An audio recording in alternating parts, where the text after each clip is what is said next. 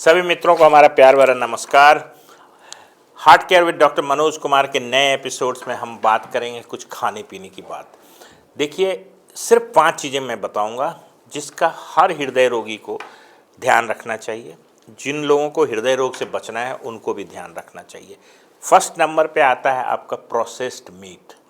अगर आप processed meat का कंजम्पशन करते हैं, प्रोसेस्ड मीट का एक बार आपको समझा दूं कि प्रोसेस्ड मीट होता क्या है। जैसे आप हॉट डॉग खाते हैं तो उसके बीच में ब्रेड के अंदर जो डाला जाता है वो प्रोसेस्ड मीट है। उसी तरह से आप सॉसेसेस खाते हैं, बैकॉन्स खाते हैं, ये सारे प्रोसेस्ड मीट हैं। ये मीट बहुत ही खतरनाक होता है और जो भी लोग हृदय रोग से बचना चाहते हैं या जो हृदय के रोगी हैं उनको बिल्कुल इसमें हाथ नहीं लगाना है, इससे दूर रहना है। देखिए, अमेरिकन जर्नल ऑफ न्यूट्रिशन में एक आर्टिकल आया था, एक पब्लिश्ड डेटा है कि अगर आप प्रोसेस्ड मीट 150 ग्राम से पर हफ्ते ज़्यादा खाते हैं तो चांस है कि आपको हार्ट डिजीज 46% बढ़ जाएगी, हार्ट डिजीज होने की संभावना, और कार्डियोवैस्कुलर डेथ की संभावना 50% बढ़ जाएगी। तो ये वार्निंग है, मैं इस पर रेड डॉट लगा रहा हूँ कि जब भी आप जाएं, कहीं होटल में जा रहे हैं, रेस्टोरेंट में जा रहे हैं, प्रोसेस्ड मीट को अवॉइड करें। दूसरा, रेड मीट, जैसे गॉट मीट है या बफेलो मीट है, बीफ है, ये सब रेड मीट हैं। ये प्रोसेस्ड मीट से थोड़ा कम होते हैं, बट याद रखिएगा कि इसमें सैचुरेटेड फैट और बैड फैट्स बहुत ज़्यादा होता है। इसलिए बेटर है कि अगर आप नॉन वेजिटेरियन हैं तो लीन मीट, फिश और पोल्ट्री को ही यूज करें। रेड मीट और प्रोसेस्ड मीट को बिल्कुल नो करें। थर्ड, वेरी इम्पॉर्टेंट, आजकल पैक्ड फूड का ज़माना है, लोग चिप्स खा रहे हैं, बहुत सारे रेडीमेड फूड खाते हैं, बहुत रेडी टू ईट चीज़ें आती हैं। इन सब में काफ़ी प्रिजर्वेटिव होता है, इसमें फ़ैट कंटेंट बहुत हाई होता है। ये सुरक्षित नहीं है हार्ट के मरीजों के लिए, इसलिए हमेशा फ्रेश होममेड फूड खाने की कोशिश करें। इस तरह के पैक्ड और जंक फूड को नो कहें।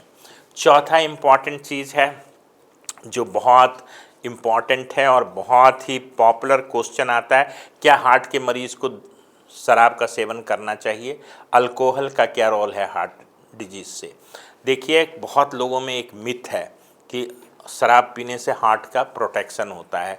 कुछ डेटा आए थे, उससे लोगों ने इस तरह से निकाल दिया कि रेड वाइन जो है वो हार्ट के लिए अच्छा है, इसलिए शराब पीने से, मॉडरेट कंजम्पशन से, शराब में पीने से आपको हार्ट की बीमारी कम होगी। लेकिन कहीं भी ये रिकमेंडेशन नहीं है कि आपको हार्ट की बीमारी से बचने के लिए या ब्लॉकेज से बचने के लिए आपको शराब पीने की ज़रूरत है, क्योंकि शराब अगर आप पीते हैं तो लीवर को डैमेज करेगा, पैनक्रियास को डैमेज करेगा, पैनक्रियाटाइटिस होगा। तो एक सिंगल ड्रिंक से आपको पैनक्रियाटाइटिस हो सकता है। तो मुझे लगता है, और अगर ज़्यादा मात्रा में आप अल्कोहल सेवन करते हैं तो हार्ट का जो फंक्शन है वो कम हो जाता है, हार्ट की जो पंपिंग एबिलिटी है वो कम हो जाती है। उसको हम लोग बोलते हैं कि अल्कोहल इंड्यूस्ड कार्डियोमायोपैथी। सो मेरा यही संदेश है अपने तमाम दोस्तों के साथ कि आप अल्कोहल ना लें। अगर आप हृदय रोग से बचने के लिए अल्कोहल ले रहे हैं तो बिल्कुल इस सोच को दूर करें, बिल्कुल लेने की ज़रूरत नहीं है। दूसरी चीज़, अगर आप अल्कोहल ले रहे हैं तो उसको मॉडरेट अमाउंट में लें, जिसको हम लोग बोलते हैं कि 45 ml ऑफ विस्की या एक कैन ऑफ बियर आप ले सकते हैं। जो मॉडरेट कंजम्पशन ऑफ अल्कोहल है उसको आप कंटिन्यू रख सकते हैं अगर आप ले रहे हैं, बट कभी भी हृदय रोग से बचने के लिए आपको अल्कोहल लेने की ज़रूरत नहीं है। तो चौथी चीज़ तो मैंने आपको पेय के लिए बता दी। पांचवी चीज़ जो मैं सबसे ज़्यादा बताता हूँ कि आपको फिज़िकल एक्टिविटी जो है वो आपको बिल्कुल, जो रिकमेंडेड फिजिकल एक्टिविटी है उसको आपको करना है। 150 मिनट की मॉडरेट इंटेंसिटी एक्सरसाइज आपको पर वीक करनी है।